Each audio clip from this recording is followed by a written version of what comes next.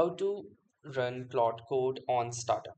So hey guys, welcome to this tutorial. In this tutorial, I'll show you how you can start Claude code automatically whenever you boot in onto your computer. So in order to enable this particular feature, all you will need to do is simply follow these simple steps. So the first thing that we're going to do is simply go to our account picture right here over the bottom left corner. Now once you click over to this, you will see a set of menu that appears right here, and now from the here you will need to click onto this first option, that is settings, and under settings click onto the general option under the desktop app. Now within the general you have these options, and the first one being run on startup. So this will automatically start Claude when you log in to your computer. So as you can see, this is currently enabled, but in your case, if it is disabled, simply enable it and you are all set.